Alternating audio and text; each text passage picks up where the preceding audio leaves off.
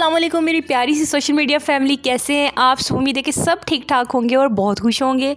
आज हम बनाएंगे साग बिल्कुल ओरिजिनल रेसिपी के साथ। सर्दियों के कुछ माह तो साग की अहमियत बिल्कुल घर के फर्द जैसी हो जाती है। नाश्ते, लंच और डिनर में माओ को इतनी फिक्र अपने बच्चों की नहीं होती जितनी जी साग की होती है। रेसिपी शुरू करते हैं। सबसे पहले मैंने ले लिया है साग और ये इनको बोलते हैं गंदले। आप इसको पूरा अच्छी तरीके से देख लें ताकि जब आप लेने जाएं तो इसको आप अच्छे वाला साग लेके आएँ। तो ये जी हमारे पास गंदले हैं। इसके जो एक्स्ट्रा पत्ते हैं वो मैंने इस तरह से ये उतार रही हूँ। ये देखें, जो पके हुए पत्ते होते हैं वो हम इसके साथ से उतार देंगे और बाकी को हम यूज़ करेंगे। अब हम क्या करेंगे, इसको पकड़ के इस तरह से इसके ऊपर जो एक मोटी सी लेयर होती है उसको इस तरह से छील लेंगे। मैं आपके साथ साग की रेसिपी पहले भी शेयर कर सकती थी, लेकिन तब साग अच्छे तरीके से अभी बन के रेडी नहीं हुआ था, सिर्फ पत्तों का साग लोग बना रहे थे। तो ये जो गंदलों का साग होता है ये और भी ज़्यादा मज़े का होता है। तो इस तरह से हम इनको कट कर लेंगे। छुरी की मदद से भी कट कर सकते हैं या आपके पास कोई मशीन वगैरह है उसके साथ भी कट कर सकते हैं। तो इस तरह से मैंने सारा साग छील लिया है। अब ये हमारे पास पालक है, पालक को भी इसी तरह से काट लेंगे और यहाँ पे जी हमने इसकी कटाई शुरू कर दी थी। साग की सबसे अच्छी बात जो मुझे लगती है वो ये कि 5 मिनट इसको पकाओ या फिर आप इसको 5 घंटे पकाओ तो ये अपना रंग नहीं बदलता। वैसे अगर साग के कुछ और कलर्स मार्केट में लॉन्च कर दिए जाएँ तो ये बहुत अच्छी सब्ज़ी साबित हो सकता है। यहाँ पर जी हमारी कटाई कंप्लीट हो चुकी थी। अब हम साग को अच्छे तरीके से वॉश करेंगे। किसी भी खुले बर्तन में डाल के इसमें अच्छे से पानी डालेंगे और इसको 2-3 दफ़ा से हम इसको धोएंगे ताकि जितनी भी इसमें डस्ट वगैरह है वो अच्छे तरीके से निकल जाए। अब जी मैंने एक प्रेशर कुकर लिया है और इसको चूल्हे पे चढ़ा दिया है और इसमें हम डालेंगे 1 कप पानी। सिर्फ 1 कप ही पानी डालेंगे। जब ये पानी बॉईल होना शुरू हो जाएगा तो हम इसमें साग डालना शुरू कर देंगे। फर्स्ट टाइम में जितना भी साग डले आप उसको डाल के इसके ऊपर कवर लगा दें, थोड़ी देर पकाएंगे तो ये नीचे चला जाएगा। उसके बाद बाकी का साग भी हम ईजिली इसमें डाल सकते हैं। जी ये मैंने कवर लगा दिया है।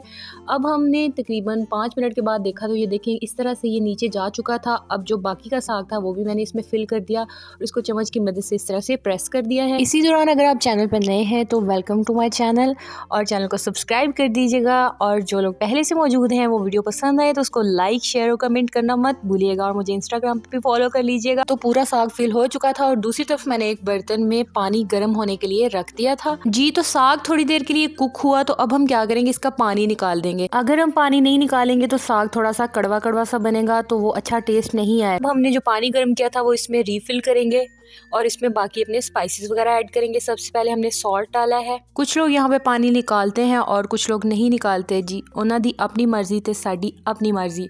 जी तो नेक्स्ट अब हम इसमें डालेंगे थोड़ी सी हल्दी। थोड़ी सी नहीं है, अच्छी खासी हल्दी डाल रहे हैं। उसके बाद हम डालेंगे इसमें रेड चिलीज़। हाँ जी मिर्चें डल रही हैं।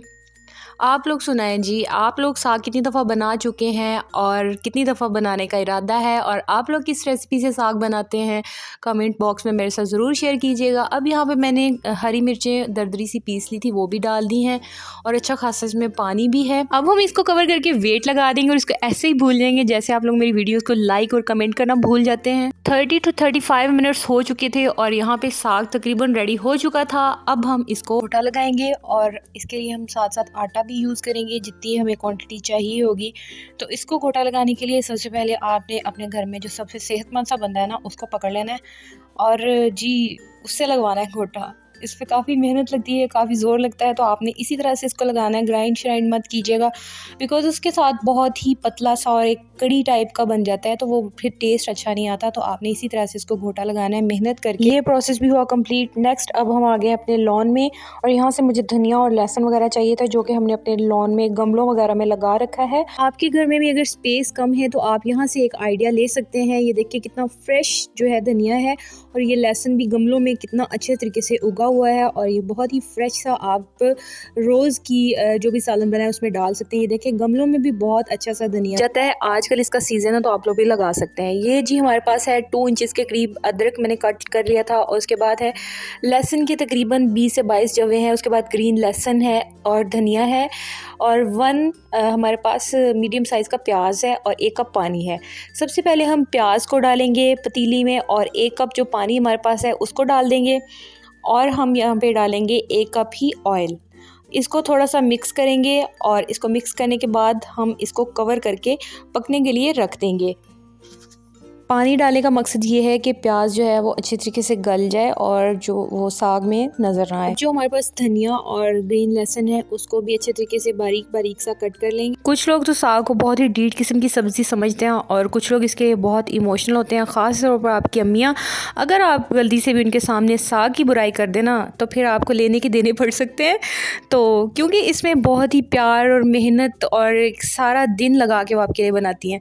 तो जी यहाँ पे मैंने जो लहसुन था और अदरक था उसको दरदरा सा कूट लिया था और उसको मैंने डाल दिया। मेरे पास है भुना हुआ ज़ीरा और धनिया, उसको मैंने हल्का सा पीस लिया था और इसमें से हाफ़ ऐड कर देंगे इसमें और इसको अच्छे तरीके से इसका मसाला बनाएंगे। हाफ़ टी स्पून लाल मिर्च और हाफ़ टी स्पून ही हल्दी ऐड की है। उसके बाद हल्का सा 1 चम्मच नमक ऐड करेंगे क्योंकि बाद में हम चेक करके डालेंगे, पहले भी डाल चुके हैं साग में। तो इसको हम अच्छे तरीके से मिक्स करेंगे और हल्का सा पानी का छींटा लगा के इसको भून लेंगे अच्छे तरीके से। अब यहाँ पे थोड़ा सा पानी मैंने और ऐड किया है और इसको मैं अच्छे तरीके से मिक्स करके एक दफ़ा से फिर से भून लूँगी ताकि हमारा मसाला जो है वो अच्छे तरीके से बन जाए।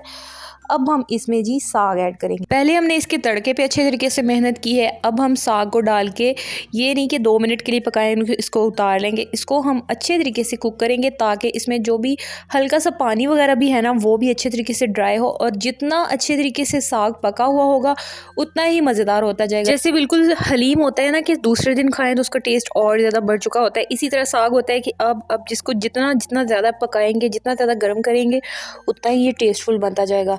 तो जी इसको हम अच्छे तरीके से यहाँ पे पकाएंगे, इसको पकने के लिए रख देंगे और इसको हल्का सा कवर कर दें। थोड़ी देर पक चुका था तो जो मसाला बचा हुआ था वो मैंने इसमें ऐड कर दिया है और मसाला ऐड करने के बाद जो हमारे पास ग्रीन लहसुन था वो भी ऐड किया है ताकि वो भी हल्का सा पक जाए और इसकी एक बहुत ही अच्छी सी खुशबू होती है यहाँ पे, तो ये ज़रूर ऐड किया करें।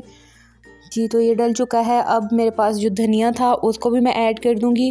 जी तो आखिरकार हमारा साग जो है वो बिल्कुल रेडी हो चुका है। अब इसके बाद कोई स्टेप नहीं है, सिर्फ आपने इसमें मक्खन डालना है, आपने इसमें देसी घी डालना है और आपने इसको सर्व कर देना है। मकई की रोटी के साथ खाएं या फिर पराठे के साथ खाएं, ये आपकी अपनी मर्जी है। साग हमारे रवायात का एक बहुत ही अहम हिस्सा है। अगर कोई इंसान ये कहता है कि उसने कभी साग नहीं खाया, या तो फिर वो झूठ बोल रहा है या फिर उसके रिश्तेदार पंजाब में नहीं रहते। साग की एक अच्छी बात ये भी है कि इसे खा खा के बंदा तो खराब हो जाए लेकिन ये खुद कभी खराब नहीं होता। साग के बारे में तारीख ऐसे ही खामोश है जैसे हम हर रोज अपने सामने साग को देख के खामोश हो जाते हैं। तो हम गवर्नमेंट से अपील करते हैं कि सरकारी स्तर पे साग डे मनाया जाए। हाँ जी, तो ये थी आज की रेसिपी। आप लोग मुझे कमेंट बॉक्स में ज़रूर बताइएगा कि आपको आज की रेसिपी कैसी लगी। लाइक कर लीजिएगा, इंस्टाग्राम पे ज़रूर फॉलो कर लीजिएगा। तब तक के लिए अल्लाह हाफिज़।